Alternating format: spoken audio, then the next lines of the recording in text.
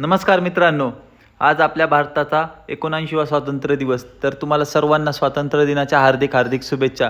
तर दरवर्षीप्रमाणे मी आपला हा स्वातंत्र्य दिवस गावातच साजरा करतो. पहिल्यांदा गेलो मराठी शाळेमध्ये, तिथं ध्वजारोहण झालं व त्यानंतर पोचलो आपल्या गावच्या ग्रामपंचायतीपाशी. त्या ठिकाणी ध्वजारोहण झालं व तिथून सर्व शाळकरी विद्यार्थी व गावकरी हे प्रभात फेरी काढून पोचताच हायस्कूल शाळेत, कारण की सर्वात मोठे कार्यक्रम हायस्कूल शाळेतच होतात आपले. मग पोचल्यानंतर प्रथमतः आपलं तिथं ध्वजारोहण करून घेतलं व सर्वांनी आपल्या तिरंग्याला सलामी दिली व तिथून पुढं सुरुवात झाली बाकीच्या कार्यक्रमांची.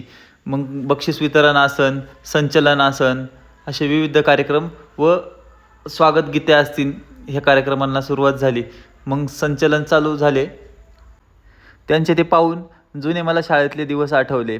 संचलन नव्हतं तर, पण ढोलाची जिम्मेदारी आमच्यावर दिली होती, त्यामुळे ते आम्ही परिपूर्ण 3 वर्ष पूर्ण केली. व त्यानंतर चालू झाला पुढचा बक्षीस वितरणाचा कार्यक्रम. मग जे पूर्वीचे जे विद्यार्थी होते, म्हणजे मागच्या वर्षाचे, त्यांचे जे नंबर आले होते, तर प्रत्येकाला बक्षीस म्हणून काही ना काही रक्कम देऊ केली. त्यानंतर जे काही पाहुणे आले होते, प्रमुख पाहुणे, त्यांनी गरजूवंत विद्यार्थ्यांना सायकली वाटप केल्या व त्यानंतर भाषणं झाली व त्यानंतर मुलांना खाऊ वाटप केले. अशा प्रकारे आमचा हा भारताचा 79वा स्वातंत्र्य दिन साजरा झाला.